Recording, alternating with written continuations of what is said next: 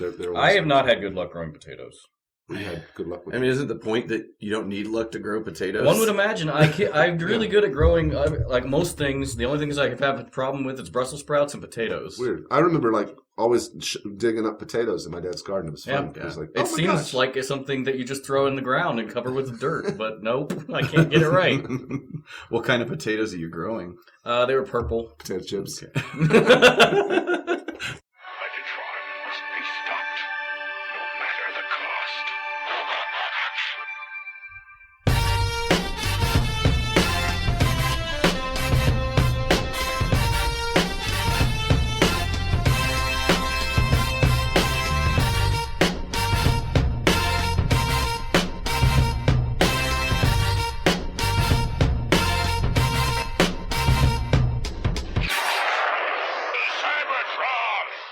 Hello, ladies and gentlemen, and welcome to the Autopod Decepticast. This is your twice-monthly podcast temporarily delivering the juice on the Joe. And this is your episode 99. And today we're going to be covering minute, we'll say 42:14 to 51:30-ish. Yeah. Depending on what version of the movie you have, probably. And hey, don't worry about it. We're starting at what point in the plot, and we're going to end today at what point in the plot. Yeah, you'll see how it goes. Follow along. You didn't answer. I was asking. Oh.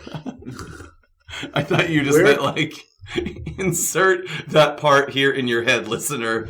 No, I was trying to help them out. I'm drunk. Oh, no. I do have a last episode recap. That'll help them out. Okay. But first, maybe I should introduce us. Welcome to the show, everybody. I'm your host, Aaron, and of course, we're covering the G.I. Joe movie with two men, speaking of cobras, as we will be, I'm with two men that played a great role in Springfield, Missouri's own Great Cobra-Scare of 1953. One of my co-hosts, as a young scamp, was taken advantage of by a pet shop owner who sold him a dead fish, only to tell the kid, "Sorry, no refunds." Well, this young man took his retribution bull by the horns, and he later snuck into the back storage of this pet store, discovered a crate of Indian cobras, and released them into the store. Well, those snakes ended up outside the borders of that store and invaded the whole city of Springfield, Missouri, starting a panic. Housewives were discovering cobras in their gardens. Motorists were running over them in their driveways.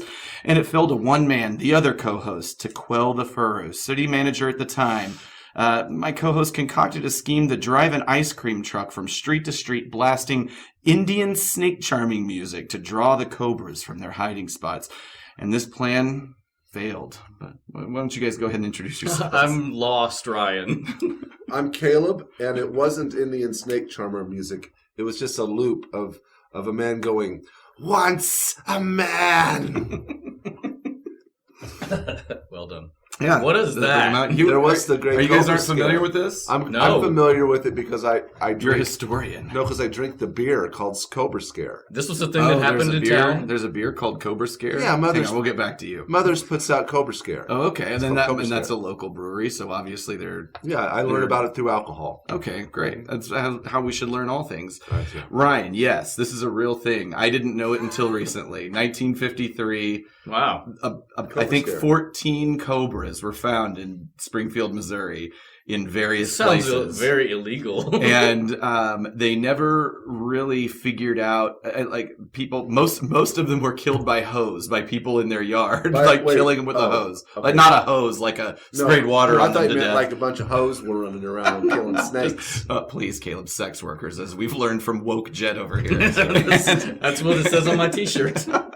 But I think 14 of them were found. Maybe one of them was captured alive. And I think one of them is actually preserved somewhere in a city museum. There was a pet store owner in town who claimed that he never had these cobras. But I guess he was maybe an exotic pet store, and he said there were never cobras there until there we go, Cobra-Scare the beer. Until one day another person in like 1988, some other old man admitted to being the person that released the cobras from that man's store, and his rationale why he was pissed off because the pet store owner. This is all over a Pissed him off. fish. So folks, Yes. what you were talking about earlier, there's another beer that's coming out by Mother's, and it's called the Killer Hose. Well done. Thanks, Caleb. Porter. Well, and it's especially timely because if you guys aren't doing anything tonight, tomorrow, or Monday, I believe, Victoria is the lead in her school musical. I'm busy. And that musical is called Kelly the Destroyer versus the Springfield Cobras. And we watched it last night. It was Does it have to do with the really Cobra good. Scare? It is inspired by the Cobra-Scare No of shit. Springfield, Missouri, and that's not what the plot of it is about, but it is related to it. And it was fantastic. Victoria was obviously fantastic as the lead character, Kelly the Destroyer, namesake. So she's doing that tonight. She plays the titular Kelly, Kelly. and she did it yesterday. Got a show tonight, but maybe I can come tomorrow. I don't know what time it's happening tomorrow, but I'll let you guys know. But she was great. It is legitimately Sure, funny. she It was was actually awesome. written by a Central High School alumni. Yeah, I was gonna say it must And- be an original. Yeah, play. and the music was hilarious. It's a comedy. It is very funny, and the kids did a great job as. Good. How many that people died delivery. in the scare? I don't think anybody died. Oh, really? I think nobody. Just a bunch died. of unfortunate It was snakes. a- It wasn't their fault. There was a lot of people that were scared. It wasn't the Cobra murder. Right. But it definitely does sound like a very small town thing. I Like the was Great just- Cobra-Scare yeah, of I'm sure small it's a lot town of- Missouri. I thought you were making a reference at first to the Simpsons episode Whacking Day. Part of me wonders, knowing this history now, if that episode was inspired Because by it's Springfield. this. So anyway, Interesting. Wow. what are we doing, guys? G.I. Joe the movie, about 10 minutes at a time. Then we'll get back to something Transformers related. Probably. Our listeners are demanding. There have been some very vocal minority, especially like we were talking about. All Hayl Megatron is wanting us to get back to the robots, and there's been a couple other people. We will. Hey, you know what? As many people might not like the robots, we've got as many people that love the Joe. It's true, but we're about at the end of this episode. We'll be halfway through the movie. Oh, wow. I thought we were more than Well, that. actually, more than halfway, because we're at the 52-minute mark, and it's about an hour, I think this almost is an hour a good. and a half. I Exactly. think this is a good palate cleanser for our next phase. That's right. I agree. Sometimes you got to wash that metallic taste off your tongue. Yeah, with some Joe. Cup of Joe. So last week I brought up last episode I brought up Bill and Ted 3, and then days later, before we broadcast, we get Bill and Ted 3 news. What's up with that? That's the danger of recording 100 months in advance. And turns out Dave Chappelle will not be playing the role of Rufus. No, he's Who is? Nobody. Nobody. They're Oh. gonna pay, but Homage. they will pay homage. To the It did, character. yeah. What the announcement said that one of the most touching parts of the movie will be I hope in it's, reference all right, to good. I it. hope it's not like It'll be their Coachella version, Tupac version of holograph As long as Rufus. it's not as long as it's not like the way they'd handled it in Indiana Jones in the picture of Indiana Indy's Jones and the dad. photo of Sean Connery. Yeah. It's the stupidest thing I've ever seen. That was one of the most fun times I've ever had watching a movie, was texting you stupid alternate names for the Kingdom of the Crystal It's great. Skull. I never saw I it. love it. You Just don't not need done. to. I It's did. not- That's why I it's didn't. I terrible didn't think I movie. would It's like terrible. it. I would Waste like to of watch it talent. with you guys just to make fun of it. It's just I- so bad I it's can't good kind do of it. movie. I was a also waste of previously soured on Shia LaBeouf. He's doesn't- not the best. He doesn't bother me. Are there any other things that we want to float out into the universe and make it come true?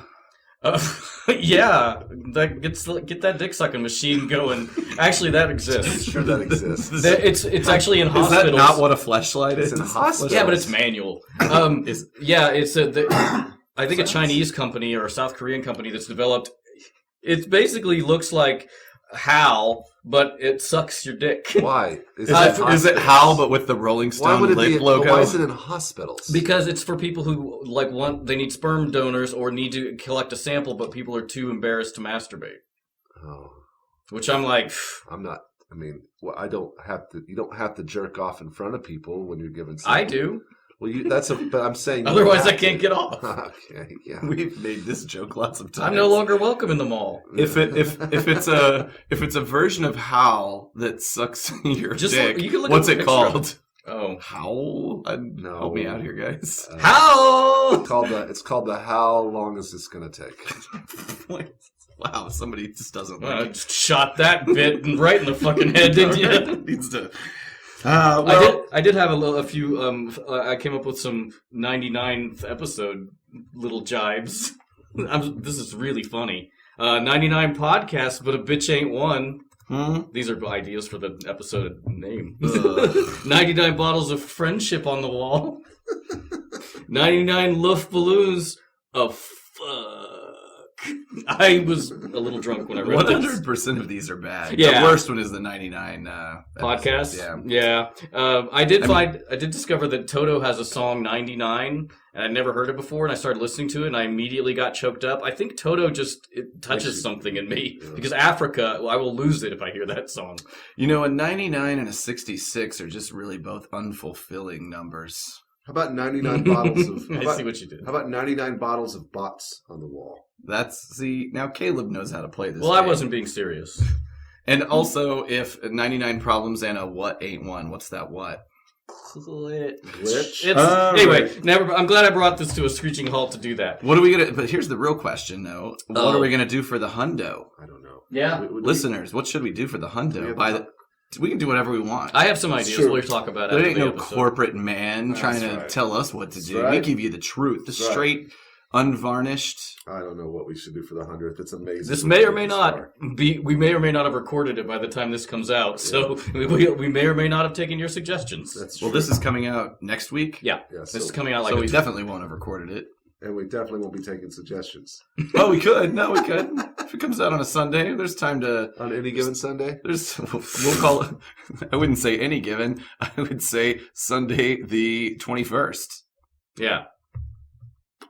Well, So if you're listening, feel free to throw a little Twitter idea out there. So this is episode 99. We don't know what we're going to do for 100. Yep. Anybody? We're open to Maybe suggestions. we'll do nothing.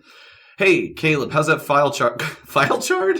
How's that file card challenge going? Hey! are we still doing that? So far, I'm on track to win this bitch. Hey, I did one. Yeah, I've got a 50% chance. I meant to print it up to read it on air. Actually, Yeah, G My Joe challenge. I'm not even going to tell people about it because it's just no one's. If you want it, find it. Yeah, no Yeah. one's going to do it. It's a lot of. Is it's this a our lot. greatest failure? Not even Mike Seibert did it. Well, it's a lot of work. I mean, you said you did yours in like 15 minutes. Mine took me several hours. Maybe we needed a better prize. Why did it take than you that. hours? Because you drew No. a picture. Well, no, because I just did found something online. the picture. Yeah, well, okay, but it still took me about 45 minutes to do the text because it kept coming up weird, and I kept having to redo it because it like would run over the edge or there'd be too much or something like that. So I had to keep redoing the text. Oh, That's on you, Jet. yeah. That's not on me. That's on the program. G My Joe. Yeah, you're supposed to go and make a file card and create a Joe character, and I really don't think it's going to work out. But I'm awfully proud of mine. Here, okay, Ryan. So, Ryan, G you My did a Joe G.I. challenge. Could you Oh. tell us about your G.I. Yeah, well, I did draw a likeness of myself on there. The code name is Captain Martini. He is a irregular warfare expert. File name. Regular warfare. Yeah.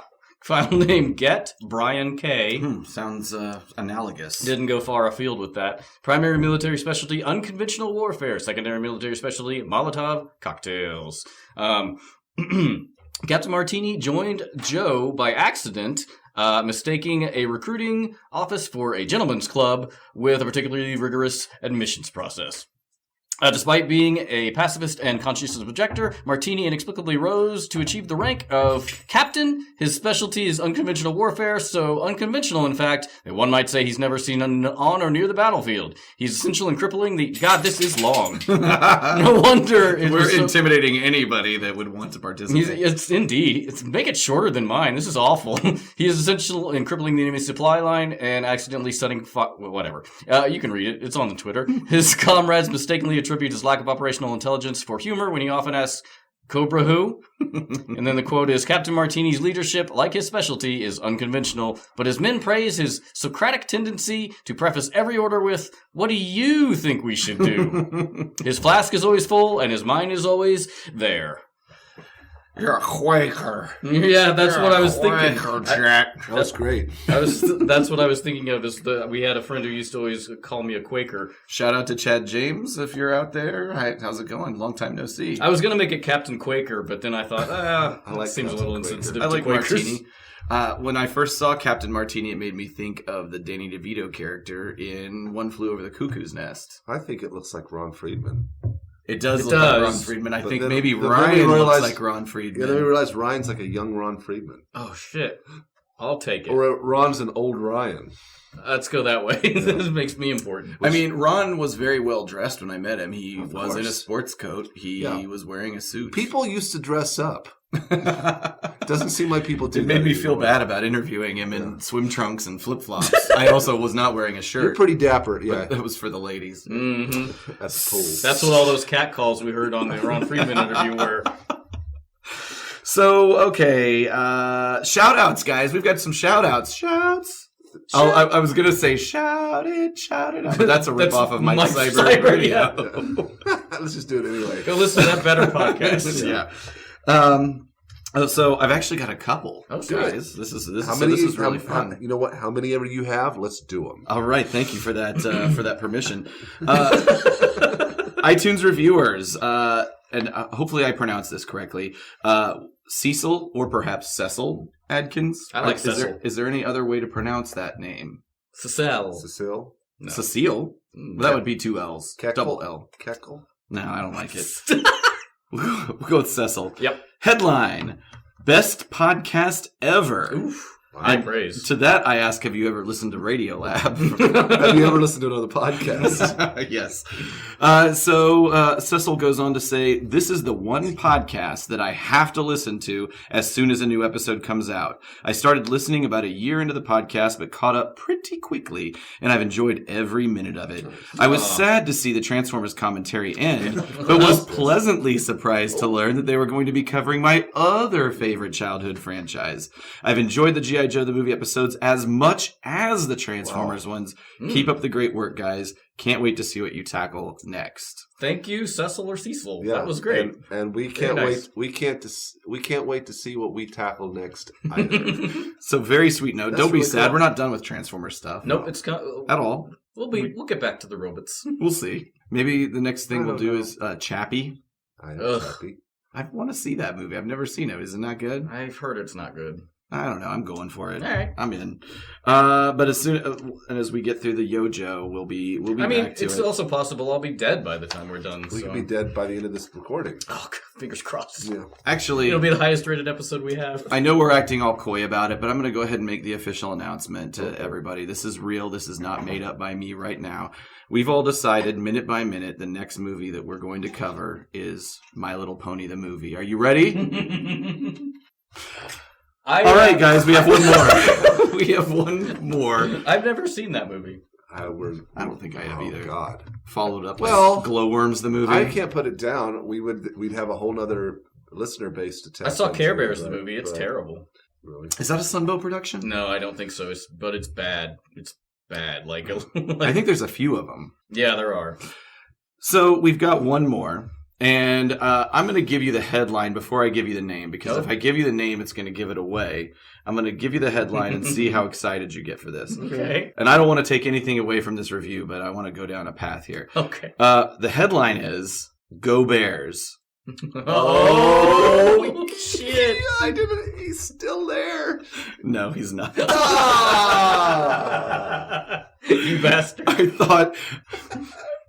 I thought this was the triumphant return of the 85 Bears Rule 76 in a new form, not unlike Galvatron. Yes.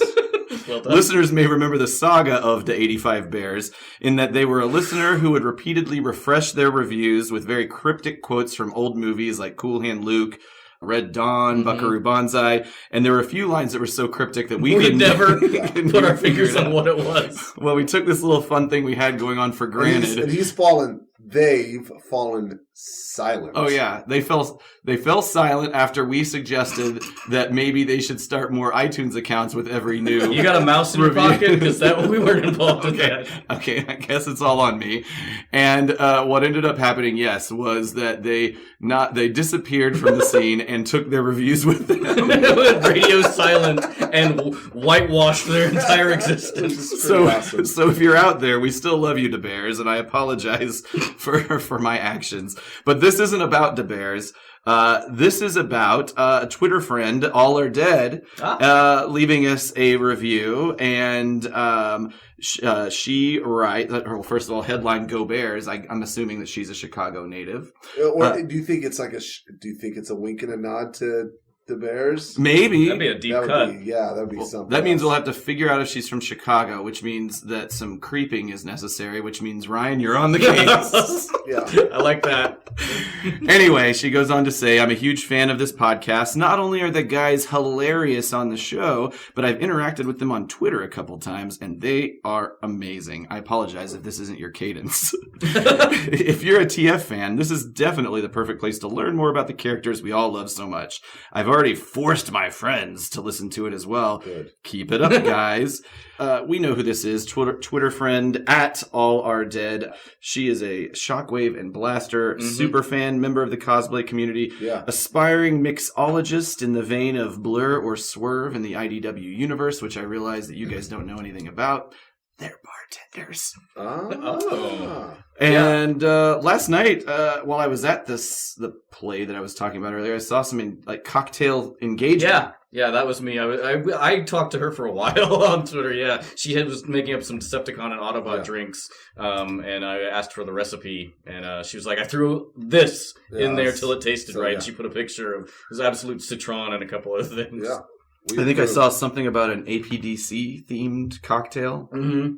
That could be a 100th episode banger. But obviously, it's a callback to our Shockwave drink, which was what exactly? I think it was just called the Lonely Shockwave. It was just drink. Yeah, it was drinking gin in a closet. Yeah, by yourself. Yeah. She did. I think I did ask about hey, we could do that on our 100th episode, and her response was, "You think we're counting the Joe episodes?" I mean, we are, and that's what counts. We take anything we can get. That's great. I love meeting new people. I do too. Yeah, it's fun. We continue to meet new people, even though we've done this almost 100 times. I love Twitter. I get into it, then I get out of it, mostly because of work. I'd probably be into it. Somebody all the time called me out on Twitter yesterday. Oh, that was in me. a very embarrassing. It wasn't embarrassing. It was hilarious. People have commented that they're who am I talking it's to? Like talking, our account is schizophrenic because we just all jump in there whenever we want to say it was stuff. it was a pretty blatant, terrible thing. I just no shame pretended like I was referencing Ryan. Just riding the main platform. And so I could jump in there and make a comment just because I want to get interaction because I have my personal Twitter account is fallow. So and so is mine, but I don't do anything with my personal Twitter other than our Autopod Decepticast and retweet. I retweet all of our posts to get it back up to the top of that page. And Caleb's got a couple Twitters. I have one Twitter. Oh wait, I'm sorry. No, Yeah, I'm sorry. Our other co-host that shows up every now and again. I rarely use. And then of course, the Ghost of the Iconic Moment has an account. And right. He pops in every once in a while. Right. He usually makes a weed reference and then disappears. Poof! 420 for life. Yeah, maybe he'll come back around one of these days. Get that. Maybe on the 100th episode. I haven't seen him in a while. Oh yeah, that seems like a good time to gather some friends. It's just so random when he shows up. Yeah, you'll never know. Never planned. Yeah. Last episode recap. So we saw Lieutenant Falcon very definitely sexually harassing fellow coworker Jinx, pulling the trigger on this movie's first, but perhaps not only, Classic Sunbow Wrist-Grabs. Yes. I had a lot of fun making that graphic. Yeah, it was a nice graphic. Thank Good you. job. That then we discovered crazy, we through Twitter friends that we challenged. It was we were like, wow. What if there's more risk grabbing in the other Sunbow productions, which is and I was just being funny. And what is My Little Pony and Inhumanoids. Yeah, and sure enough, it was Egus at Egus74 somehow dug up. He dug up the Inhumanoids, which and My Little Pony of risk grab going on. Yes, which I've never seen Inhumanoids. I don't know if I've seen my. There's some wrist grabbing going on in it. I recalled a wrist grab where. I forget. It's a G.I. Joe episode called is it the Toy Master? But it's a really weird, trippy episode where they're all off duty and they get captured by this toy maker. They get thrown into this crazy environment, and there's a point where Baroness is in a bikini and Flint wrestles her to the ground. Yeah, on top of her. Texted us a picture and it's totally grabbing her by the wrist. It's really bad. Yeah, so Aegis did really good at digging up some information. Egus or Egus? Egus. At Egus74 had the goods. It looks like Egus is a big Inhumanoids fan because that is the banner. of the Twitter presence. So thank you so we saw all making that. all What of a our worst hilarious thing. It's funny and crazy. It's funny and troubling at the same time. Wrist grabbing. Mr. Sunbow is a jerk. Their logo should just be a wrist getting grab. It should be. It'd be done in this sort change of that. Russian constructivist style. Yeah, like a sharp. Maybe we should do that. All right, maybe I will. Make it happen. Meanwhile, Cobra sneaks on base. They make it through the penoplastic shield, super hard concrete, and 1, 2, 3 of the best Joes, and break Serpentor out of Joe jail. We saw more sweet, disgusting Cobra-La tech, including some horseshoe crab grenades, a giant grub zeppelin, a vaginal security gate, a path of a steam made up of billions of giant red mites, and of course the psychic motivator. We met Globulus, who claims to have birthed Serpentor by planting that motivator into Dr. Mindbender because he too dumb to do that. Yeah, really And took it away from him. And Mindbender was like, yep, okay. He saw which way the wind was blowing. Totally. We met the Uncle Fester Brigade, and everybody swears allegiance to Globulus, Cobra-La, except, of course, Cobra Commander, who is being held captive, awaiting trial inside the womb of a giant fucking clam. Yes. And finally, we Clam see... womb?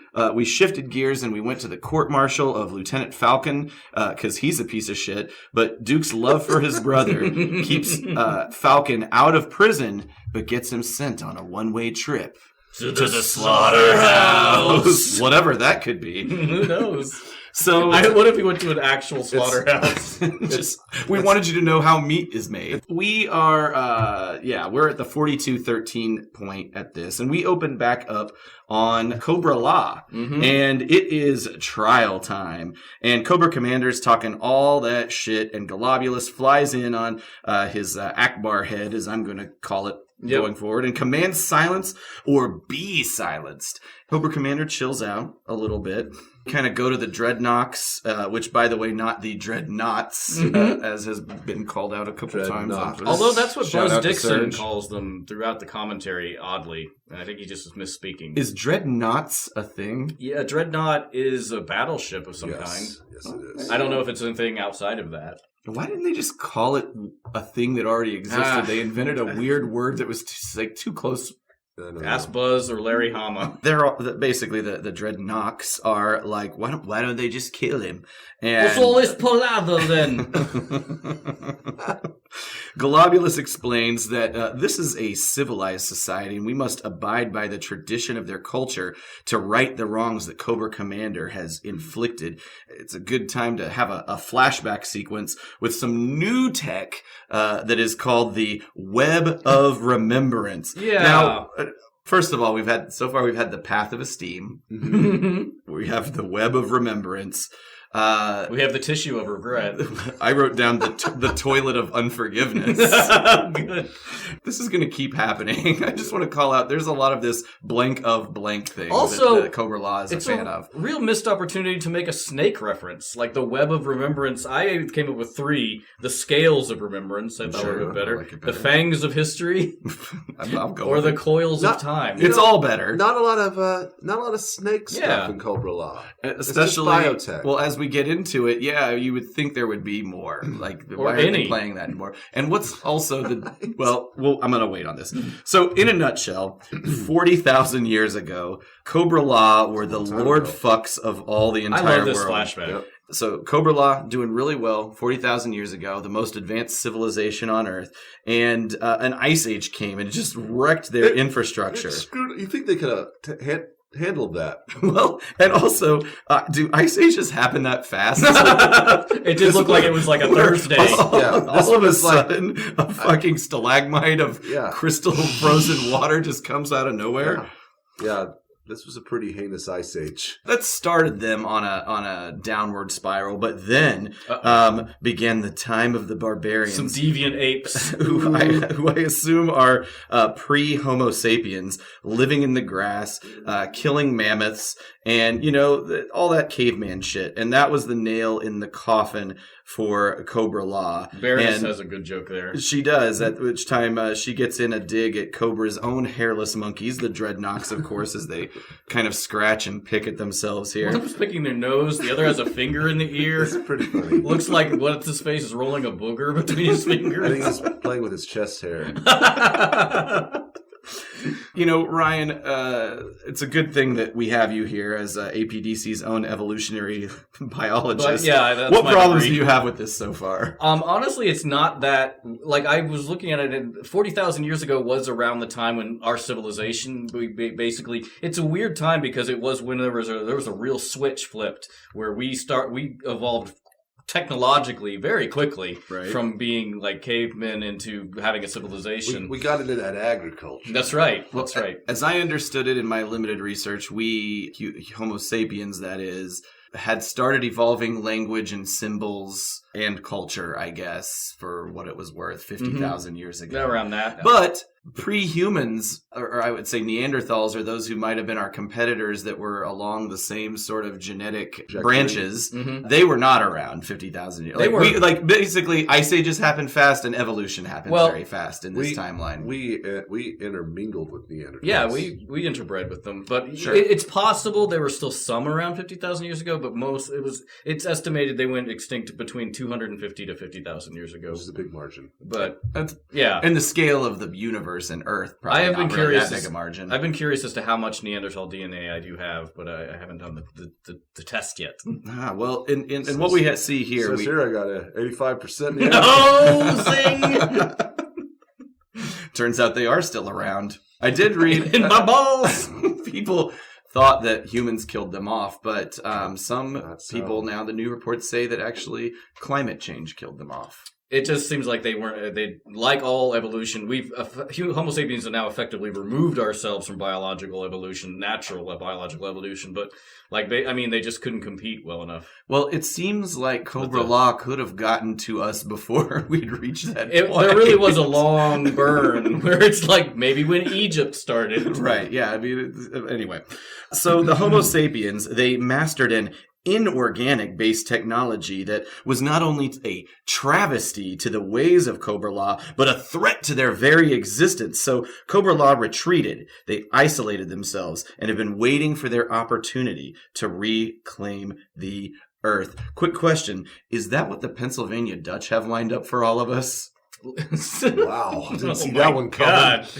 Is this the what is that movie? That terrible M. Night Shyamalan movie. Oh, The Village? Yes. Yeah. Fucking garbage. Twist. That village is going to kill us all. I will admit, I like that movie very much. I've only seen it once. I didn't love it. I've seen it multiple times. It's definitely not his worst. No, it's certainly not his worst. Does that have Dallas Bryce Howard? Is she the main character in it? Isn't it Joaquin Phoenix in that? Yes. Wow. Yes. Oh, yeah. Yes, he's also in it. I liked it. She was super hot in the Jurassic Park movies. Yeah. I didn't think much of her in The Village. No. What a judgmental piece of shit. Well, because a woman's worth is only based on her physical appearance. I'm not watching The Village going, yeah, hot. I think she's blind and maybe a teenager. I do know. I do know somebody a female friend who is one of her not fantasies, but she's into Mennonites. Like that's one of her turn-ons. If you think about it, I mean, all hipsters are Mennonites. I look at me. Not that I'm a hipster. Oh, the glistening beard. Is it glistening today? No, not today. I did get it trimmed up today.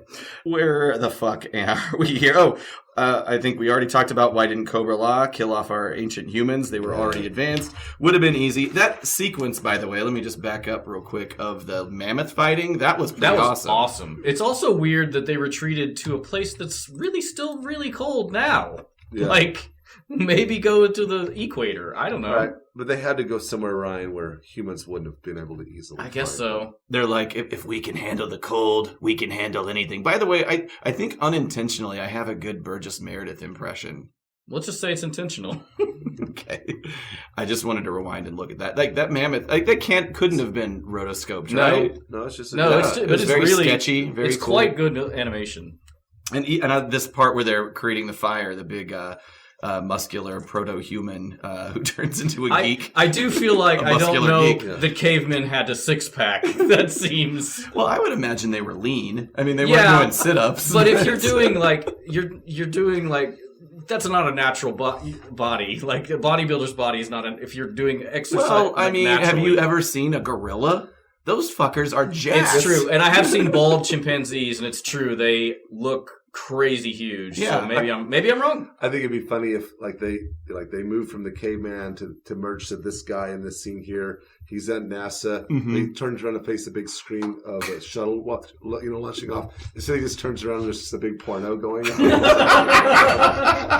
That's our evolution right there. Yeah. That's probably more accurate. Yeah, well, It nowadays, really if it is. were made, it'd be somebody on Facebook or something. So At this point, the story continues.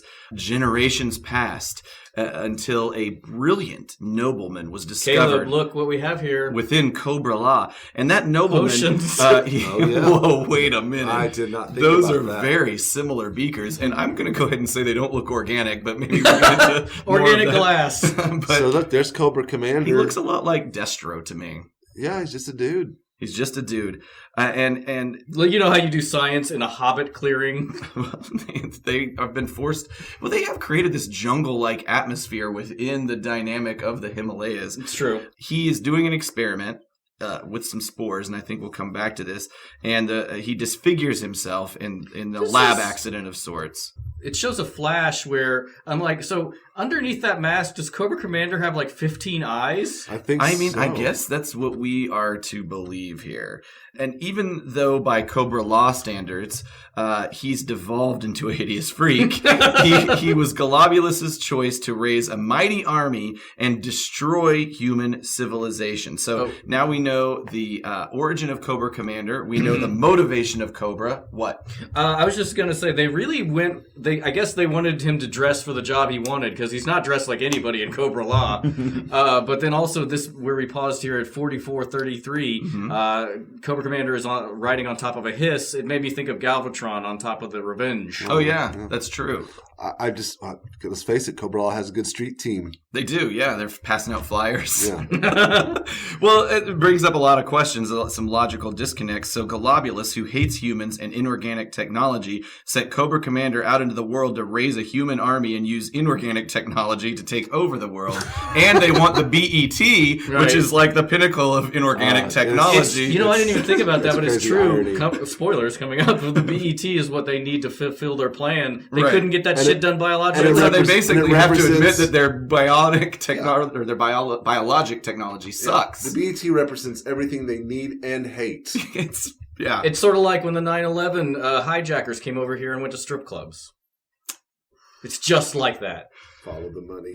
Cui bono. It's so weird to think that 9/11 stripper money might be being circulated around somewhere. Oh, it's certainly, yeah. Like there's a dollar bill 100%. that at least $1 bill still has to exist of 9/11 stripper money. It has some of those hijackers' cocaine on it. You gotta live it up, man. Cobra Commander failed. So says Golobulus. Cobra Commander at this point throws his troops under the bus, and it's not his fault. His troops suck, and then they don't like that. They definitely don't. Then he throws Serpentor under the bus, but Golobulus is not having it. The clam closes on the trial. And I love how Why are it they punishing him? Why are they doing this to him? Because Failure. he failed? I guess. All right. He'll explain it here in a second. We fade away, and Nemesis Enforcer flies into the screen, and he is carrying Cobra Commander past these fields of giant, sort of like creepy, stocky, we don't know what Big those plant are tree yet. things. We've got another blank of blank reference. Golobulus says, to behold the culmination of centuries, which is the, this field of stuff that he has. Giant here before us. pod tree things. Trees. Pod rockets. And here's where he explains Pod rocket. Oh, I like that. Caleb said it. But I liked it when you said it. Oh, okay. Yeah, I'm better. It's all good. So we see the master plan that's been put into place. In hours, these giant mushrooms are going to rocket into space. They're going to separate. They're going to release the pods, which will ultimately ripen and burst and disperse among human civilization, reducing humans to the level of mindless beasts. But everybody in this Cobra-La ice dome, they're going to be spared. But the problem with the plan is the pods won't ripen in space without the ironic energy of the broadcast energy transmitter. To be honest, this is honest. Well, I thought maybe the least convoluted Cobra plan of it that I've ever heard, because some of them were pretty weird, like the one where they set up fast food franchises and put rockets on top of all of them. I like those harebrained. I like it too, but I'm saying this is actually a straightforward plan. But except for the fact that this is called the culmination of centuries. Yeah. Right. So presumably they've been growing these things well before they ever knew the BET would even exist. Which means they never were thinking out how once they got into space how they were going to get these things to ripen. They got really lucky. Yeah, this does seem pretty obvious, but like those things launching into space reminded me of Starship Troopers. Yeah, with the Beatles. Honestly, a lot about this movie, now that you bring it up, reminds me of Star Trek. Star Trek Troopers. Star Trek Troopers. It's a mashup. That was Paul Verhoeven, who also did Deep Blue Sea and RoboCop.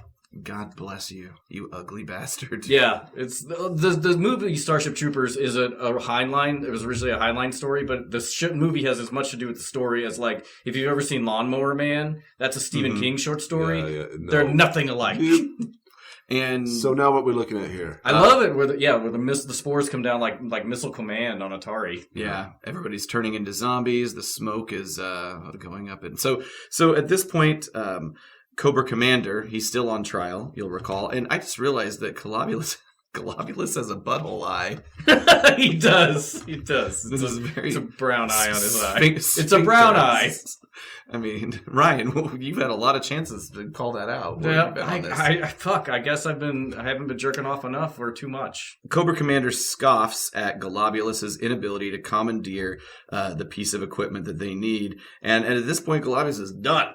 Yeah. He's like, the trial is over. Yeah, it's a real kangaroo court. He's like, what about my trial? It's over! Cobra Commander is guilty, and the charge was failure. Yes, the only thing that they cannot tolerate is failure. God, this is horrible. The Cobra Commander's done a lot of bad stuff. I mean, you could have picked anything, really. It's just so arguable that... Cut him a break. I don't know that there's an end game. Like, they seem a pretty serious threat to Joe. I don't know. And I just like all the talk that Globulus has about culture and tradition. It really seems like they're going to get him by these standards that have been put in place for centuries, but it's just like failure. Yeah. And then Nemesis Enforcer brings in the Audrey 2. Oh, is that what's happening here? Okay, yeah. Well, I called it so Nemesis Enforcer is walking towards Cobra Commander. I called it an unholy steaming spore-stew. That's good too. Mm-hmm. We'll go. And so, is this the exact same thing that a young pre-Cobra Commander? Yeah, I think that's the implication. So the implication is he was doing science on this technology way back when. Yes. And this is just another dose. He discovered the technology. Gotcha. Does that mean that Cobra Commander is centuries old? That's a question I wondered about too. That's a very good question. Because it's unclear how long ago that happened. Because it just says centuries passed and there's a young nobleman. How old is Cobra Commander? Yeah, so it's not clear. And he's a nobleman. Right, he's of a certain Which class. means they have a class system here. I mean, certainly, yeah. I mean, they've got those waspy guys in the Fester Brigade. They're certainly serfs in this world. So...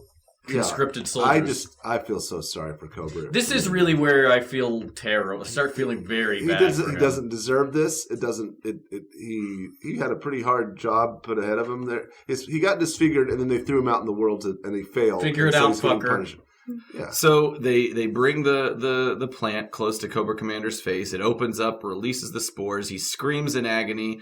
The troopers, It's they pretty release him. violent. He is covered in spores. He's screaming, freaking out, and he stands up and he pulls a Chippendale move to reveal that he's stacked as fuck. He's quite ripped, yeah, and then he turns all green and reptilian. He goes from pale torso to greenish brown, more reptilian. So I guess he was blue the whole time too. Like he was like a light blue skin. Yeah. And I think his when we saw his head earlier, like his more humanoid head pre eyeballs, that it was blue, right? It was pretty blue. Yeah, I do like when the spores. It's pretty gross, but Zorana's reaction is, oh, bizarre. And I'm like, that's pretty blasé for what you just saw. This might be the weirdest fucking thing you've ever seen. Well, I don't know. They've been introduced to so much wackadoo shit. That's true. Globulus commands Nemesis Enforcer to throw Cobra Commander into the, quote, abyss of oblivion. I can't talk. So take the note. Abyss of oblivion. Yes. You got it. And he starts to do this, but Serpentor has a poetically simple Serpentor's idea, being extra, which is to throw him in with the Joes so they can see the fate that awaits them. Globulus doesn't love the idea, but he's whatever. I like his reaction. It's really great. He rubs his eyes and is like, a trifle melodramatic. So he's basically over it. I thought it was a brilliant take. Yeah, it was. was. Wally Burr was also the voice director. I'm trying to imagine Wally Burr giving Burgess Meredith the shit. Like, no, Burgess, do it again. I'm sure Burgess he's a professional. He takes his cues. In watching this Burgess Meredith's monologue about Cobra-La and everything, it did remind me, he's in the movie Santa Claus the movie as like some really old elf, and he has a monologue about the lore of Christmas and who who Santa Claus is going to be, and it just reminded me of that. It was a very, very good like juxtaposition. It was strange. It's been a while since I've seen that. That's a dark movie, right? Santa Claus the movie? No, it's got Dudley Moore in it. Okay, it's great. Is he an elf? Yeah, and it also has the guy who played the Big Lebowski play Santa Claus. Jeff Bridges. He is. I guess you're right. Yeah, the guy who played the actual Lebowski in the movie, the rich old dude. Yeah. The scene shifts, and we've got Wild Bill and Lift Ticket, a.k.a. Country Duke, as I like to call him, and they're flying a Tomahawk and just having a good old time while transporting old fuckface Lieutenant Falcon to his destination. Great animation here with the parachute scene as they kick him Wild out Bill, of course, fresh from the court-martial. Yeah, I think Sean said that was an animation error. A lot of our friends on Twitter had to be out of the helicopter. Yep, and the scream and the fall is weird, but it's pretty good. Yeah, the parachute opening and floating down is great. It's all good animation. It's great animation. I mean, we've had lots of good parachute animation, I guess, from the opening sequence. Yeah, so it's good stuff. He lands. He recovers. He almost falls off a cliff, but he recovers and meets face to face with Mercer, former Cobra Viper, and he's the first we'll meet of Sergeant Slaughter's Renegades. And he notices the Cobra logo here, and although it clearly has the no symbol slashed through the graphic, because he's an idiot, he attacks and even pulls out a fucking pistol on Mercer. I do like I guess he's never seen Ghostbusters or a Do Not Enter sign. Yeah, right. He doesn't. It's quite ridiculous. It's pretty stupid. That pistol is circumcised by Taurus, and then he is ultimately detained by Red Dog. There's a bit more scuffling, but it comes to a cease when the man, Iraqi sympathizer himself, shows up and puts an end to it all. I do like the line, "At ease, disease." The lines here are actually, there's a lot of really witty lines in this movie. I've got to give it credit. I will say Sergeant Slaughter I had some notes on him. He's the first Joe character based on a real person. The second being the William the Refrigerator Perry from the Chicago Bears. Woo! Now, was William the Refrigerator Perry? Yes. Was he on the show though, or was he just a toy? I don't know. I remember him. I remember animated sequences of him that I assume were from the commercial. Yeah, I don't remember him being in the show. But Sergeant Slaughter was apparently their most successful toy. Yeah, interesting. Yeah, well. He had a good vehicle as well. I did have a note about that later, yeah. Sergeant Slaughter, of course, has been expecting Falcon, and we knew that these two would meet because why else would they call it the Slaughterhouse? So they're introduced after a few missteps on Falcon's part, kind of being insulting and a little bit sort of offhandedly too casual with Sergeant Slaughter. He finally gets the picture. And because he doesn't want to become a part of the itty bitty ditty committee. I did have to look up what a ditty bag was. I did too. Itty bitty ditty bag. Ditty bag. Now definitely that is a reference to the itty bitty titty committee, I would assume, or it was titty committee a reference to this. They've been saying that around the Marines for a while. I think it's just coincidentally things that rhyme nicely. But a ditty bag. What else are you gonna do? Marines like things that rhyme. They do. It's easy, makes it easy for them. Yes. All Marines are rappers, but not all rappers are Marines. There you go. A ditty bag is a receptacle for odds and ends, especially one used by sailors and fishermen. Oh, okay. I have an a United Airlines ditty bag, which I use as a bug out bag or emergency bag in my van. What's in there, like $8 and some... Cash is going to be brownies. Useless whenever civilization collapses. Come on, it's got gin and some olives. Okay. No gold for the gold standard. There is like I like it's in your van, like as if that thing's going to get 10 miles down. Right. Well, that's more. One of my vans more of an emergency thing. I do have bug out bags though that are like backpacks that I've packed with emergency supplies just in case. Yeah, you like have a lot of water in your basement too, don't you? I have I think I have enough water and food in the basement. I sound crazy.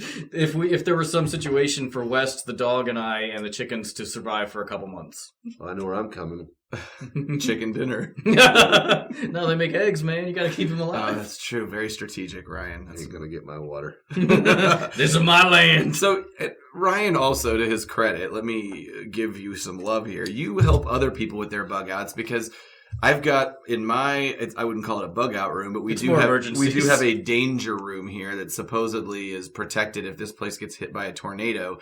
We have our danger room, and you put jugs of water in there. But the thing is, if the shit were ever to go down, I would still be afraid. Like, I don't know where that water comes from, or if something is snuck inside of it, I'm going to get some kind of bacterial infection and die. Or it's a sealed jug. Yeah, but how do I know it didn't come from your tap? Because it has a safety seal, and I don't have that technology. Remind me not to get trapped with him. Oh no, it'd be a nightmare. He'd be terrified of everything. Although I will say, here's a safety tip: if you have water that you're not sure of, you can put per gallon 16 drops of just bleach in it, and yeah, it's going to taste like pool water, but it'll be safe to drink. Oh, thanks, Ryan. You just kept us safe. That is the APDC apocalypse tip. Apocalypse. We're all about portmanteaus here. Mow-verview. And now Sergeant Slaughter introduces his brigade here. I don't know if brigade is the right word. His crew of renegades. First, we've got Mercer, ex-Cobra Viper, and excellent Loogie Marksman. Yeah, I don't know why he's got a problem with that scorpion. It's also just gross. It is gross, and the scorpion makes a hilarious noise. It's like... And the scorpion wouldn't just hang out on a rock by some people. It wouldn't make that noise either. It would do nothing. It's true, because they have no ability to make sound. I do find it interesting because his file card says he's from West Virginia, but that's clearly a British accent. He could be an import to West Virginia, and then... Didn't it say that he wanted to get out of his small town? But it says birthplace. Okay, all right, well. I guess maybe he got out to Britain for 10 or 20 years and he did a Madonna thing. He married Guy Ritchie, and then all of a sudden he had a British accent. I'm really into never going to lose. That's right. Next, we've got Red Dog, who was booted out of pro football for unnecessary roughness and possibly booted out of life for unnecessary grenade chomping. Why? That is the lamest backstory ever. But aren't all football players to some degree or another participating in unnecessary roughness? Did he just build this reputation that, what? Put him in the Joes. There's some weird things about this guy because he's Samoan. Okay. According to GIJoeFandom.com, it says he has a melee weapon, in this case, some sort of wooden sports tool. But it looks like one of those throwing, like the that's what I thought grenades. It was. Well, and when you look at his toy, he just has a gun. His toy just has, so I thought, I don't know, maybe it's... There's a name for those kind of grenades that I'm blanking on, but... tossers. Tossers and teasers. I would imagine you get more distance out of You something do. like that, right? Yeah. And then we've got finally Taurus, which, I mean, circus acrobat. And he's got one of those crazy Arabian swords. He reminds me of Karnov from the NES game. I love that game. It's a great game. That is one of the. Oh, really? Oh, I gotta come over and play it sometime. We should just hang out sometime. We should. Guys. We can play the Turtles game you got me, and I don't know if you know. I just got Final Fantasy VII or Final Fantasy 3. Oh no! the Yeah, SNES. we Autopod Decepticast tweeted we about put that. it. Yeah, we put it out Okay. there Oh, for you guys did. Oh, that's sweet. I don't think that I could play a Final Fantasy game. No, that's not really a spectator sport. I remember. Not like Romance in the Three Kingdoms. That's right. That We get in arguments every time we play. Can multiple people play Romance 1? Yes, you can have up to like.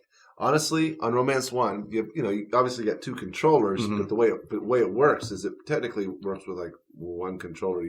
You have depends on what era you choose, but there's like around 50 Chinese states. Right. So technically, You could have 50 people. you could have 50 people. Does play. the game have the memory to allow for that? I mean, I guess. Oh, absolutely. And actually, the computer will you'll play your state, and then the computer will cycle through the other states and get to the next person that's like an actual human user. It's not like you can play simultaneously. It's like your turn, and then you got to cycle through 50 more, and then it's your turn again. But as a human user, if you control multiple states, don't you get a shot at every you do state? that. You do that instead. Like if you've controlled, if I'm a single person, You're cow. yeah, controlling multiple states, I have to cycle through all of the states that I own and do stuff with them individually. Right. Oh my god. We should have one day where we just do a tournament Like of... when I took over China, when I actually won the game, Yeah, I'm sure you did. I had yes, of course I did. I had to cycle through like 50. I had to cycle through all these turns, and most of it was just Feed rice. basically stuff like that. As minimal as possible. Most of the activity was on my front. Right. But yeah, it's a multiplayer game. Except that your next turn could be like 2 hours down the road. Yeah. It's, I've watched you in a battle. I've watched you set fires. I'm very good at it. but it takes some time. It's like we watched you do one battle. It took like 25 minutes. Yes. Yeah. And the music is that's just probably a short- repetitive. It's rough. In an Asian kind of way. All of the music is horribly repetitive. I mean, it is. There's not very many bars. It goes dun da dun da da da dun da dun da da da dun da dun da da da dun da dun. Reset. Oh wait, there is a little bit of a refrain. Okay. Superman. Dun dun dun dun dun. Okay, all right. We have now made this That unlistenable. doesn't- That will be our Patreon level, is watch us on video play Romance of the Three Kingdoms. God, no Patreons forthcoming. If there's any listeners out there that like the game like I do, please. I don't think there's anybody who likes the game like you do. There might be some back alley online setup Why would there be a back alley? of people that love Romance of the Three Kingdoms and are playing across the country. You just go show off your stuff. You got to know the code to get in the room. They slide the little window open. Yeah. Okay. We just talked about this circus acrobat. Did you have anything on him? Oh, the only other thing I had on him was he's Turkish and worked undercover for Interpol. But yet his worked accent undercover is for New Jersey. Interpol? Yeah. His accent it sounds Russian to me. Doesn't seem to fit. I thought he was a circus performer, but he's Yeah, also he working for apparently Interpol? like I did some research and he has a mysterious past, and there's a point where he worked undercover for Interpol. Oh, Karnov. I was one to go down a Karnov rabbit hole. That is a trippy ass game. It's great. It was very buggy. I remember it being a very buggy game. But also, I mean, there was a lot of fun in acquiring new powers and fighting. Yeah, kinda get crazy, fireballs. weird You can newbie. jump high. You fire like a triple spread fireball out of your mouth. Mm-hmm. What was the story of Karnov? Was he a circus performer? I don't know that there is a story. He worked It just undercover seemed like a for game Interpol. where they're just like they just made it, and like it doesn't even have a story involved in the game. You just go. I've never beaten it, so I don't know. Maybe I don't think I have either. Let's play some Karnov. It's you great. own it? Yeah, I do. It's great. Shit. Is there a Game Genie code for it? I don't have Game Genie. Next birthday gift. I do Get ready need to for get October. I do need to get a Game Genie. All right, so now that we're all besties, the Mhm. Sarge commands Lieutenant Falcon to walk to the slaughterhouse while the rest of the crew rides off on motorcycles, or, in Sarge's case, the Triple T. That's right, Tag Team Terminator. Which That's is, what that stands for? Tag I Team was trying to Terminator. find that, What? okay. it sounded to me like a Skynet gangbang. Thank you. Like three Terminators just going at it hooking with up. their metal skeleton bodies. Clink, clink, clinky. It's like in Futurama with fucking that washing machine or whatever. There's a robot fucking a washing machine, I'm pretty sure. I swear. The way you just There's said gotta I'm be. pretty Sure. It might be fan fiction in my I dreams. hope so. But we were talking about witty lines earlier, and Lieutenant Falcon says, "You expect me to walk?" And Sergeant Slaughter says, "No, you can run." Yeah, I like Yo, this. Joe. Yo, Joe. And then I love starts it. raining in the desert. You know, and Falcon deserves that kind of treatment. It's true. Because he's a Falcon. Yeah, fuck Falcon. There's no reason we should feel sorry for him. They should have told him. They should have what they should have done when those guys drive off. Once they get out of sight, they actually circle around and head where they need to be. So he's running in the wrong direction for a long time. Or just tormenting him in general. I was just thinking running circles around him while he runs. Oh yeah, towards absolutely. them. It reminded me a little bit, Ryan, of when we were kids. And you'll recall my mom's friend Daniel, or actually it was my mom's boyfriend's friend Daniel. He was a real cool dude. Yeah, let me just for the listener set this up. My mom was a divorcee and had a few bad boyfriends, ones that I never certainly liked any of them. And one of them had a friend named Daniel who was a trucker who would come around and he would crash on our porch, on our front porch, like it's the 1930s. Not in his truck. Not in his truck, which did have a bedroom. Sleeper. He liked to sleep under the. It wasn't even the stars because he was on my porch and our porch was covered. And he would just get a sleeping bag and he would sleep out there. So and weird. I was a teenager. I was probably 14, 15. And I would be maybe up a little bit late watching movies or something. And he would be out sleeping on the front porch. And we didn't have air conditioning in my house. So all the windows were open. And I would just hear him farting out there while he was sleeping. I know that this is whenever Summer Baby Got Back came out because we listened to that endlessly. And that was this. How did that make you think of Daniel? Because this story takes place around. I remember around Baby Got Back Day. Yes, Baby Bot Back. Yes, Baby Bot Back. Let's do something with that. This guy, he was okay, I guess, but during the summer, he at one point woke me up out of bed and he just shakes me. He just shakes me awake and he's like, "I got some mowing jobs for you." My mom thought I was a slacker during this particular summer, and I guess he did. And so he's like, "I got mowing jobs for you. Go over here and mow." And I'm such an idiot. So I go across the street to my neighbor's house. I mow her lawn. And she's like, "Oh, thank you so much. That was very sweet of you." Doesn't pay me. And I go back and I said to him, "So you got me mowing jobs." She didn't know at all. She had no clue this was happening. That I was mowing her lawn. And I didn't get paid. And he was like, "Oh, yeah, that was a pretty good one, right?" And he's like, "Not even a joke." My God. And then he's like, "But no, for real, I got you a really good mowing job. You're going to get paid and everything." And there was this lawn that was maybe 3 or 4 houses down. It was a corner lot. It was actually enormous. It was the biggest. It was the biggest property. I don't know if you remember on the way to the East School. Yeah. And it was overgrown weeds. And he sent me over there. It had to have taken 3 or 4 hours. I think I was there at your house while you did that. I mowed the entire lawn, and then I go knocking on the door, and the guy was like, "What are you doing?" Oh no!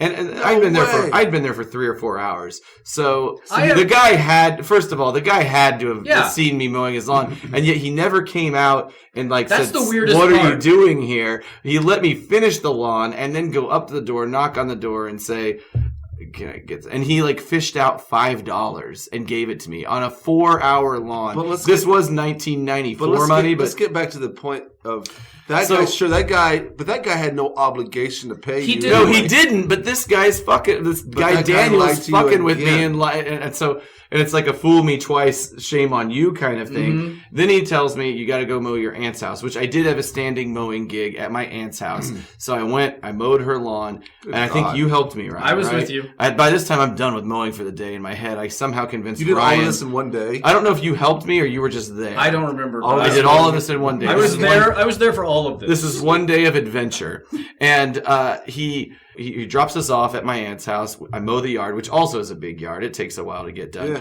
Comes back to pick us up and take me back to my mother's house.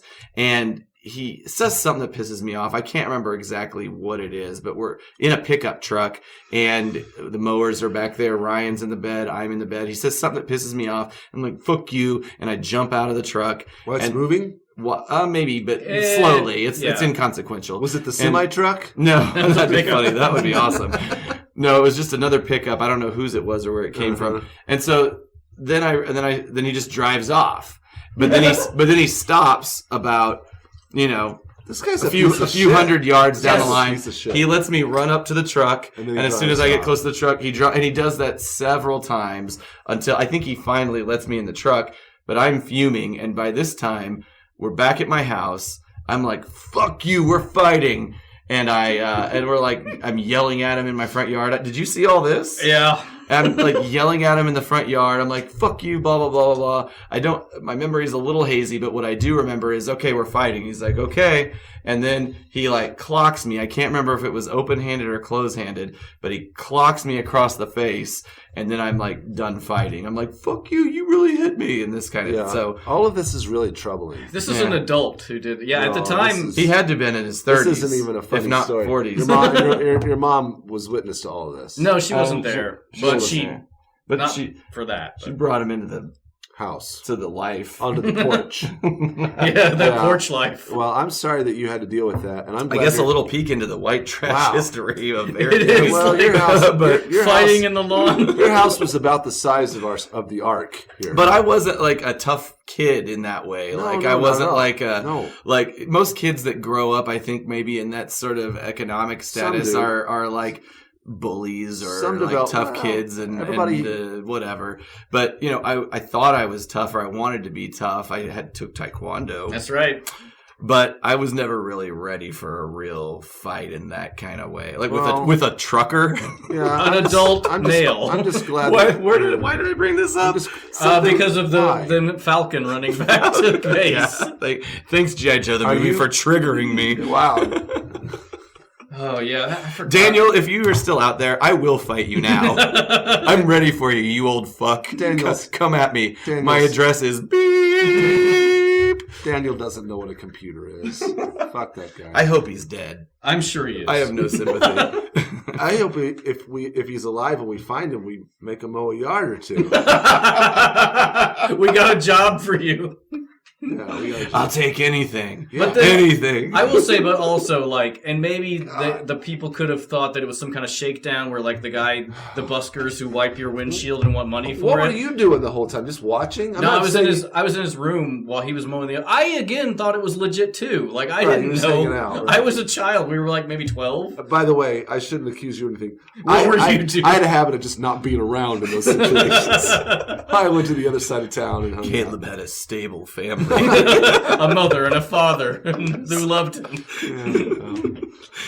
Well, so we're at the end of the minute. This is a weird peak for our listeners. We went on a ride there. Well, small town Missouri, man. Cobras. Yeah. Yo, Joe. We did not call it a G.I. Joe review. We did miss that opportunity. Ryan, do you have any of that? It's turned into a Mow-verview.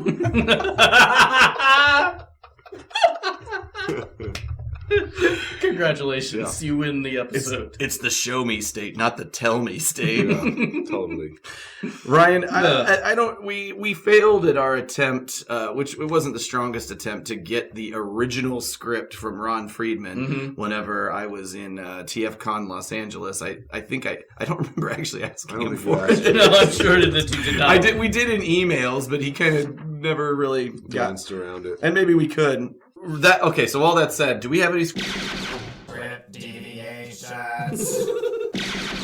Thank you. I don't have any script deviations per se. I have Buzz Dixon's commentary on the DVD. As for the Cobra-La flashback, it was much longer, which I would have not been sad to see. No, I liked it. This was a long, especially the origins of Cobra Commander. Yeah. Buzz says he wanted villains who were not irredeemable, which from the POV of Cobra-La, they're the ones who are the wronged party. I mean, it's kind of like a Killmonger situation in Black Panther.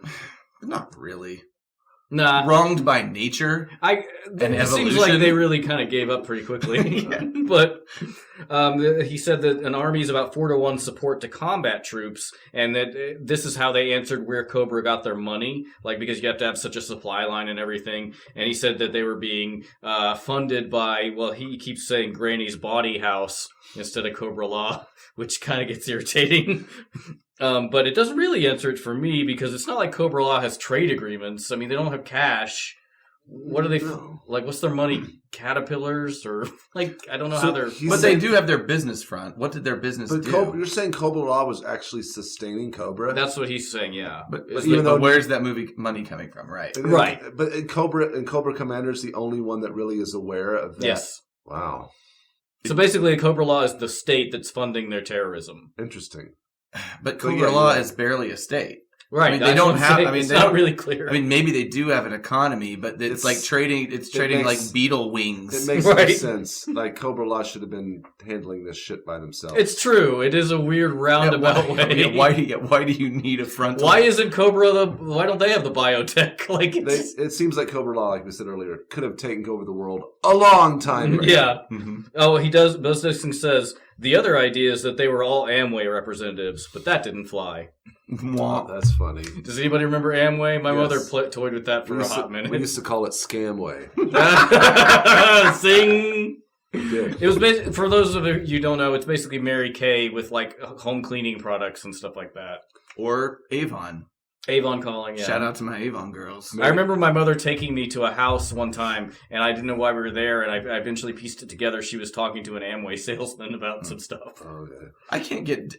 There are multiple like of these home scammy things. Mm-hmm. I don't know. They're not. I don't know that they're scams. Pyramid I think schemes. They're all legit. They're scams to the employees, not necessarily the people. It's buying like the product. It works. The it works kind of thing. Have you seen those? There's some people, and I don't know. There's people that seem to have done. A couple of people I know that have done well with it, but it's the same kind of thing. It's like you're selling like body wraps and stuff. Oh yeah. And it's just not my cup of tea.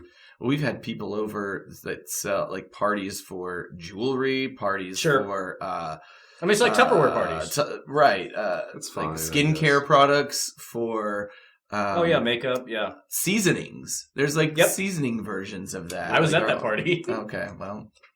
I still have those seasonings. I bought some, and I used them a long time ago. That woman lived in one of them tiny houses. I actually kind of would like to do that. I could see live in a tiny house. Yeah, I could do that. See that happen. Yep. It's going to be a prison cell. What got you there? That mall thing we talked about. Okay. Anyway, so Buzz Dixon does mention Starship Troopers concerning the organic launch. I will say that I came up with that independently. I came up with that before I watched or listened to the commentary. Very original. Thank you. He said that they certainly weren't the first to think up organic tech versus machine tech, and that there were a bunch of sci-fi stories that do that, like biological. Well, more like biological space travel. Mm-hmm. But with Earth's gravity, I don't think without rocket fuel you could get into space. I do have an idea for a series or a novel about a culture that grows up without any fossil fuels on the planet. I think they must have to been transported there because I don't know that you could have complex life without fossil fuels having been created. But it's like, canals instead of highways, and unfortunately, I think I did listen to an NPR thing where they're like, if you don't have rocket fuel, you're probably never getting into space. But that's an idea I have on the. I talked to. Are there examples of things that break the bond of gravity without rocket fuel? Like, what be it a piece of pollen or something that somehow maybe gets no. Okay. You can't. I mean, I know that sounds pretty stupid to even ask. No, not at all. That's not a bad question at all. You have to, you could drive, if you had enough fuel, you could drive a car against gravity. You just have to have enough fuel for constant acceleration. It's more about breaking the bond of the planet pulling you back in. And there's also friction aside from that. Once you get out of the atmosphere, there isn't. Well, right, but I guess, you've got gravity, which is its own force, and then you've got the friction of everything you're working against. Yep, the resistance of the molecules you're hitting. Right. All right. Well, go listen to Radiohead. They probably have an episode. Radiohead? Yeah, I love that. I love that album. First of all, listen to Radiohead because they're a great band. But listen to Radio Lab, who it's a better podcast. It's an amazing. Is there a radio? Love radio. I love that Radiohead song about breaking the bonds of gravity. Subterranean homesick alien. Breaking the bonds. This is what you get. Break the bonds of gravity. It's number one in the UK. Only there, though. Okay, so going to the Renegades, he talks about Mercer, who was inspired a bit by Dolph Lundgren, which I can see. And then he says, since we're going to introduce Sergeant Slaughter, we decided to base the Renegades on professional wrestlers at the time. Taurus is loosely based on the Iron Sheik. Oh. Which Buzz says he's Russian, but, Turkish on the file card. They're all the same. Sure. Oh, no. I just rubber stamped that without thinking. Vaguely Eastern. Was Turkey ever under the Iron Curtain? No. No. Okay. It was actually a huge empire, the Ottoman Empire. Ottoman Empire, yep. Thanks, history, guys. Then Red Dog was based on Jimmy Superfly Snuka, who was a huge wrestling guy who killed his girlfriend in 1983. Oh. I did not know that. For her, mostly. Yeah, there was not enough evidence, but she died of cranial problems. And he was charged in 2015, but declared unfit for trial because of dementia, and then died 12 days later at the age of 73. Oh my God. Yeah, I got bummed out reading this and then realizing how many professional wrestlers and professional football players and serial killers have head injuries because it causes you to become a rage monster. Chris Benoit is another professional wrestler who killed his family and then himself. That wasn't that long ago. A couple of years. Yeah. Mm-hmm. One more, just a little thing. The itty bitty ditty bag. Buzz says, "I like that line." And then he says, "Sergeant Slaughter." I would say it wrote itself because I'm pretty sure Itty Bitty Titty Committee was around before that. I don't know why You're obsessed. It seems like you have money in the itty bitty Yeah. titty committee. Want so badly to connect the dots. Such a fun line to say. It's like almost like Tuna in Tokyo, right? Almost, but more. Yeah. Okay. Let me Lastly, have that. Yeah. Lastly, Buzz Dixon says Sergeant Slaughter told the best stories, and then I realized, however, Buzz Dixon does not, because he then proceeds to tell a second-party story from Sergeant Slaughter that is so boring and long, and eventually culminates with just one daughter liked him wrestling and the other didn't. And it goes on for a while. Sounds like a story I told about a trucker that lived on my front porch. No, that was engaging. I called you a slacker. How does it feel to have a guy that's crashing on your porch calling you a slacker? I know. Yeah. I didn't understand irony in those times. Of course not. He's taking advantage of a child. It's terrible. The man should be in prison. That's it for the... Or dead, or murdered Hopefully. by my hand. Well, let's not threaten anybody. Let's just hope he's incarcerated. Or dead. Yeah, or dead. I'd rather him be dead. Than me murder him? Yes. I mean, I guess. This Why is fuck up my life? what you get when you crash on a porch. That's all I've got for these. So, voice actors. I've got some minimal voice actor stuff here. Lift Ticket, a.k.a. Country Duke. You guys didn't respond to that joke as well as I was really hoping for you to. Michael Bell. Yeah, we don't need to go recognize too much that. into Michael Bell. Wild Bill. I don't remember if we covered this last episode or not. It was voiced by Frank Welker, the man, the legend. I don't the think myth. we did. And he's not a myth. He's a real thing. He's not like Bigfoot. Sergeant Slaughter. I don't know if you guys knew this. He voiced himself. Well, Good. He He did a got good job. title cred. He did a good job. that lantern jaw man. So that brings us to the Renegades. You've got Mercer, voiced by a man, Christopher Tobari, and I don't know if I'm pronouncing this right. It's one of those Christophers with a K and two Fs. So Christoph, Sure, whatever. Trying to be all Twilight fancy. Zone, Twilight Zone, Trapper John, T.J. Hooker, Rockford Files, Rockford Files. 21 Jump Street, Designing Women, Quantum Leap. He did voice work on this various Star Wars animated series, like everybody in the universe, various Spider-Man animated series. Yes. Lots of video games, Ninja Gaiden, Dishonored. By all accounts, Excellent. Oh, yay. which brings us to Red Dog. I really wish I'd had time. I did all my notes today to dig into this a little bit more. Voiced by a man named Ponce Ponce, if I'm Ponce. pronouncing that correctly. Okay. He didn't have a very, I'm sure he did other things. Perhaps he was a wrestler, but his IMDb career, Hawaiian Eyes, 77 Sunset Strip, The Gallant Men, The World's Greatest Lover, The Gallant Men. Oh, I'll go with Gallant. Okay. It's an accepted pronunciation. Fair enough. And G.I. Joe, the movie, was his last credited role. However, he did pass away in 2013, the age of 80. Okay. So it's a fair run. Fair run, but he didn't work. A gallant run. Gallant. Wait. Then you have Taurus, who was voiced by Earl Bowen, veteran character actor. You'd certainly recognize him. In fact, let me just... Oh, yeah. Oh, that guy. There you go. Veteran character actor, Dr. Peter Silberman in the Terminator films. Yes. He's been in everything. He has a very extensive IMDb. Jefferson, Soap, Family Ties, Remington Steele, Punky Brewster, Who's the Boss, Mama's Family, Santa Barbara. Lots of voice acting in various Spider-Man, of course, incarnations. He was the Red Skull. And for those out there who are like me, and I'm sure I'm the only one in this room, we're a very select group of people. He is the voice of the Ghost Pirate LeChuck, for those of us who are fans of the Monkey Island video game franchise. And he's alive. Hey! You know, the only thing that would make it cooler is if he is a voice in Romance of the Three Kings. You know what that brings us to, everybody? What is it? Iconic Joe Mate.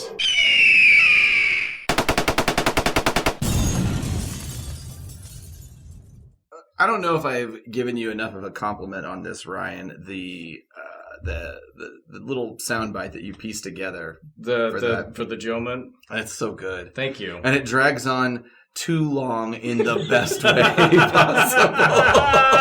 It's like 12 seconds. I almost wish that every time it got a little longer somehow. So where it's like a minute long. Adding on a little bit more to it. Yeah. I mean, like that. take that feedback where you will. Okay. Or don't. But iconic Joe Man, guys. What? You know what? I'm going to go first because I just want to say unprecedented. My iconic Joe Man is Cobra Commander letting loose that brick house of a torso. Yeah, brick house is my word of the day. Okay. That was a Pee-wee's Playhouse reference. Yep. Also, you mentioned he was stacked. Hey, I want to fuck Cobra Commander. in his snake form. Yeah, specifically the post-pod face. Cobra Commander should have been in that Tony Braxton video. But somebody please edit. The door's open and he's just reacting to the spores. and the girls are like, ooh, girl. And the door's shut, and that's all you know about it. Oh god, that's amazing. Hang on. There's a few things I need to write down. First of all, Cobra Commander, Tony Braxton video. And the other thing that was the best thing ever that needs to get made by us or somebody was the idea of Galvatron getting thrown out of Megatron. Yes! And then just flying across several nonsensical scenes. Yeah, he flies he flies through like a shower. There's a lady covering up, and he goes through like a schoolhouse. Galvatron throw. All right, if we ever get around to it. It's true. Our listeners have really been lax about putting together what we want to see. I don't know that we have any. I don't know that we have any experienced video editors. I feel like you could rig that. I don't know. Caleb's done some pretty interesting things on his phone. We can't even get a listener to write a G.I. Joe profile. That's true. By the way, if you way overestimate our influence. Yeah, we do. That's true. Or just by the way, for whatever listener, if you submit one, you're probably going to win all this garbage. That's probably right. Well, fact, I mean, to be fair, they've got a 1 in 3 chance. I don't want that shit. I have that shit. I know. Someone needs to do something about this. Okay, well, that was my iconic Joe. Mine was also Cobra Commander is getting spored in the face. Oh, okay. I like how you got it in the face. Yeah, I had to do something different. All up in his face. Right in the fucking face. For me, I thought that too, but I went with for pure enjoyment, I loved the Cobra-La flashback. Like, that was just really interesting to me, and I liked watching that. Even though it makes no sense. It doesn't make a great deal of sense. I like a good flashback. Sure. And that one had a couple flashbacks in one, honestly. You had the Cobra-La history as well as the Cobra Commander history. So, The Web of Remembrance. Oh, God. Here's a new contest, everybody. Give us your favorite blank of blanks. Just make it up. I don't give a fuck. The blank of blank. We'll put the best ones. We'll put the Someone best could ones in a submit hat. an empty card, and they would probably win. I'm just saying it might be an easier contest. I will actually. I would. If someone submits a G by Joe card of Aaron mowing a yard, they will automatically win. I don't care who it is. The first person that gets in a G by Joe card of Aaron Thweet mowing the yard, It doesn't even have to be a card, just a picture. they win. Oh man, what if they find one of me? Or the dude crashing on the porch. Dang. I'll tell you what, again? if somebody can find Daniel and give me his address, you'll definitely win something. Good luck getting his address. He just lives in his truck and rides around. Hey, I got time. I can take a leave of absence. Yeah. Okay. He's located currently on somebody's porch. Yeah. Yeah, I got him. He's out on my porch right now. And also, why is he on your porch? The listener who's giving me this information. I don't know, but I got some kid to mow my fucking lawn. I gave him some pocket change. It's like an over-the-top story. He just runs around with kids and has them mow people's yards. He's like a grifter, but not for any benefit. He just likes to make kids sad. Michael Jackson for landscaping. Well, I guess that's about it, guys. We haven't been together in a while. This is great. So thank you, everybody, for listening. Thank you for supporting us in the APDC store. By the way, the store is dwindling down to the bottom of its inventory. So if you want something, you better get it. Well, you know what? I gave away a lot of stuff at TF. Well, that's fine. We need to get some more shit up there. And I know that if anybody who wants to buy more of our stuff, I know it's frustrating that it takes so long for things to get up there, but it's like, we got to create it. And you know what? And we're busy. Think of how to sell it. You know what? Sorry. There is stuff there. This is our third job. There's stuff on there. Buy it. Yeah, please. There it is. I think Mike Seibert mentioned on his podcast in his TFCon LA recollections, and we didn't mention it, but I tried to sell things at TFCon. I put out a flyer. I made a flyer and put it on the board, and I said, text me or Twitter us, and I got no responses. Oh, well. I wanted to go to some of those parts parties or those room parties, but we just didn't make it. We were like total barflies. It does seem like every story you tell is like, well, I was too drunk. Yeah. I drank all day, every day. See, yeah. But I was smart about it. Well, I did too whenever you were smart about it. When we were in Chicago, I did. Explain yourself. I was drinking beer early on. Like, I wasn't waking up until like 10, so it was beer early in the day. You were doing the bad stepfather plan of how to stay sober. But in memories like being with David Mendenhall, and I was glad to hear Mike Seibert recollect this from his point of view, which was like, we knew we talked to him. Not quite sure exactly how the conversation went. It seemed like it was good. The vibes were good. Didn't wake up regretting anything, but don't really remember any details. Yeah, sure. And so, but that was also like by like 2 a.m. I have conversations like that with my girlfriend where I'm like, we talked about it? I don't remember if I said this or if I dreamed it. Did we talk about this? Right. Anyway, so please continue to listen. Subscribe to the show, Apple Podcasts, Stitcher, Google Play, and TuneIn. iTunes users, subscribe, review. 5 stars, please. We will shout you out like this episode. Shout it! Shout it! Just stealing it from Mike Seibert. Thanks, Mike. And if you want to invent a drink after us, feel free. And we will drink it during our 100th episode. I did say that no matter what it is, we would drink it. All Hayl Megatron, it's in your court. You apparently don't listen to the G.I. Joe episodes. So I wonder if she will listen to this. If this is falling on deaf ears. But follow us on our social media, Twitter, Facebook, Instagram, all of them at Autopod Decepticast. And of course, the web presence, AutopodDecepticast.com. It feels like some Springfield Cobra materials. There's going to be some fun stuff, some romance, so Three Kingdoms stuff up there. I think this will be like the fourth. This is a big that's a pretty big episode. It's gonna. I'm hoping this will be a long one. Yeah. We're trying. We're only every 2 weeks, so we might as well give you. No, I'm fine with it. I'm just saying there's going to be a lot of extra content. Yep, plenty of content. All right, everybody. See you later. Bye. Bye. Bye. Keep the shop. Check the merch. This was a good episode.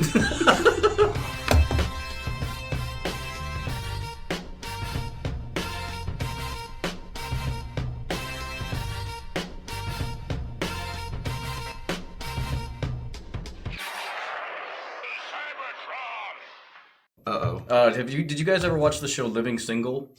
I remember it. It had Queen Latifah? Yeah, Queen Latifah and Kim Fields. Okay. From Facts of Life? Yes. She's all grown up and she's very filled out. She's a brick house. That's